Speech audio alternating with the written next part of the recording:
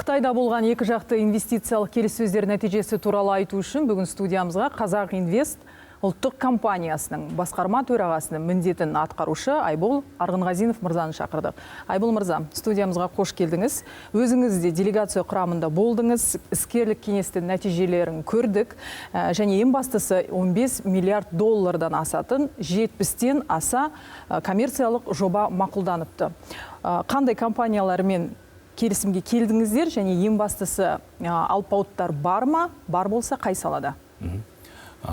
Өте орынды айтып кеттіңіз. Мемлекет басшысының Қытай Халық Республикасына ресми сапар аясында өткен Қазақстан-Қытай іскерлік кеңесінің 8-ші отырысы нәтижелі өтті деп айтуға болады. Оның барысында құны 15,5 миллиардты құрайтын 70-тен астам келісімге қол қойылды. Оның ішінде 18 келісімге мемлекет басшысының қатысуымен қол қойылды. Ірі әрине алпауыт компаниялар арасында бар.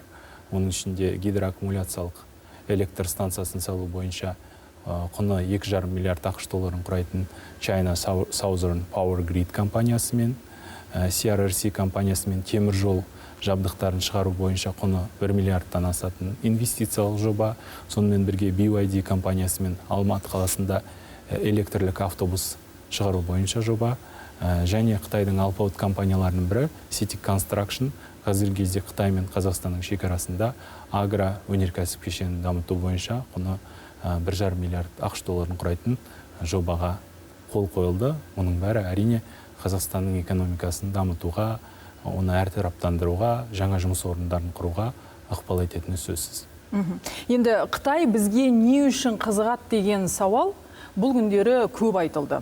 Бұл әрине түсінікті. Себебі шекаралас мемлекет, одан кейін логистикалық тұрғыдан біз аспан асты еліне өте тиімдіміз, жер асты қазба байлықтары бар дегенде. Дегенмен де осы Қытайдың Қазақстандағы ірі жобалары туралы нақтырақ айтып кетсеңіз, және біздің халыққа оның пайдасы қандай? Қазіргі кезде өзіңіз өте дұрыс айтып кеттіңіз. 200-ден астам қытайлық капиталдың қатысуымен инвестициялық жобалар іске асырылуда. 60-тан астам жаңа инвестициялық жобалар пысықталу үстінде. Бұл жердегі ең негізгі атап өтетін мәселе Қазақстан мен Қытайдың географиялық жақындығы. Қазақстанның Еуразияның кіндігінде логистикалық өте пайдалы орналасуы, сонымен бірге екі елдің арасындағы экономикалық байланыстардың, саяси байланыстардың кеңеюі және жаңа деңгейге шығуы. Қытай халқында өте үлкен философияға мән беріледі. Қазіргі таңда олар Қазақстанмен жалпы қарым-қатынаста стратегиялық деңгейде бағалап, барлық кезеңде барлық ауа райының өзгерісіне, қандай өзгерістерге байланысты болмасын, қарым-қатынастың жоғары қарқынын сақтауға баса мән беріп отыр. Қазіргі таңда іске асырылып жатқан инвестициялық жобаларға келетін болсақ, қазіргі жобалардың ең басты ерекшелігі ол біздің экономикадағы өңдеу өнеркәсібін дамытуға бағытталған жобалар екенін баса атап өткім келеді. Өйткені өңдеу өнеркәсібін дамыту арқылы біз өндірістің жаңа деңгейлерін, жаңа бөліністерін іске қосамыз, сапалы жұмыс орындарын ашамыз. Бұл инвестициялық жобалар сайып келгенде бізде 50 мыңнан астам жаңа жұмыс орындарын құруға мүмкіндік береді.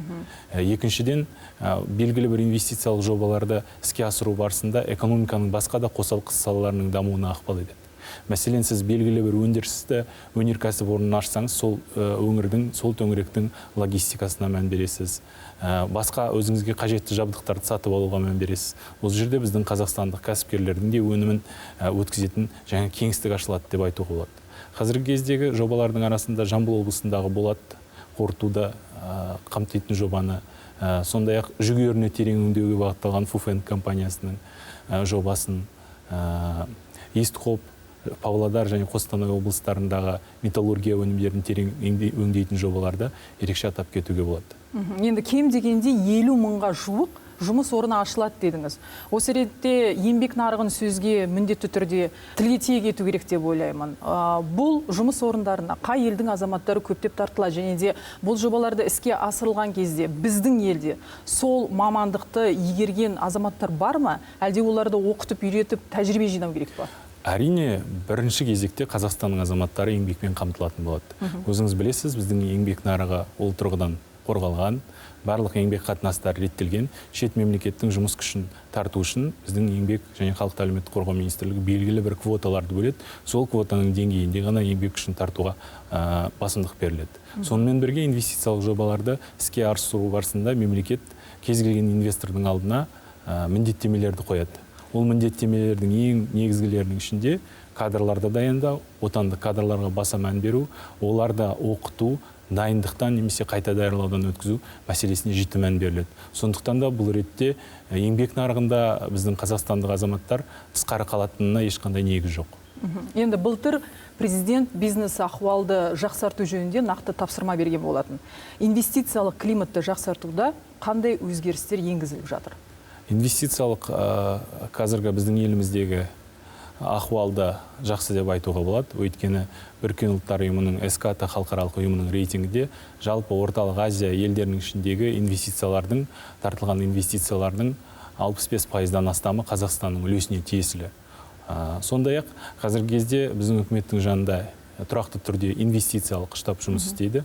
Ол инвестициялық штабтың ең негізгі функциясы инвестициялық жобаларды іске асыру барысында туындаған қандай да бір олқылықтардың орнын алу, заңнамалық өзгерістерді қамтамасыз ету, инвесторлардың құқықтарын қорғау, сондай-ақ біздің отандық экономиканың да есесін жібермеу болып табылады. Осы бағытта жұмыс атқарылып жатыр. Сонымен бірге ұлттық цифрлық инвестициялық платформа іске қосылды.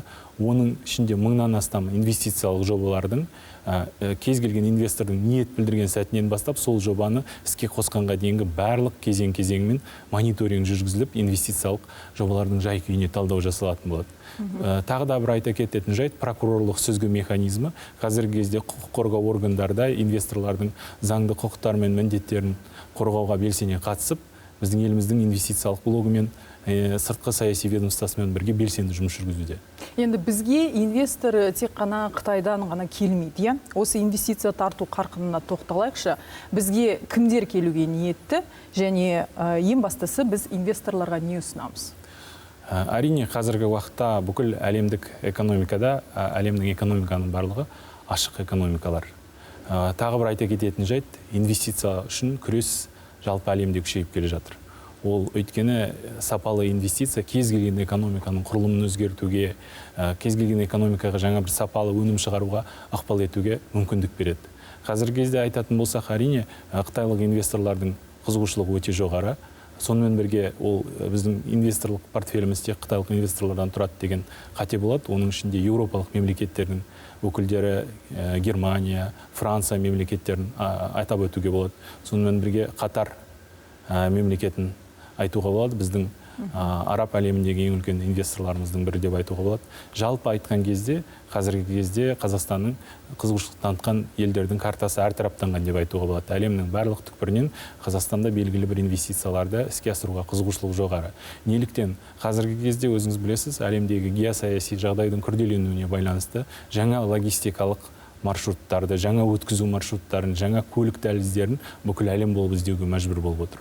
Осы ретте Қазақстанның саяси ұстанымы, экономикалық тұрақтылығы, инвестициялар саласындағы заңнаманың тұрақтылығы, ахуалдың жақсылығы, сонымен бірге орталық Азия арқылы, кез келген Қытай арқылы, оңтүстік шығыс Азияға, болмаса Каспий теңізі арқылы, Иран арқылы, араб мемлекеттеріне, Ресейге, еуропалық мемлекеттерге, Грузия, Әзербайжан арқылы Қара теңізге шығу мүмкіндіктері, басқа да үлкен логистикалық мүмкіндіктерін қамтығандықтан Қазақстанға инвестициялық жобаларға іске асыруға қызығушылық жоғары деп айтуға болады.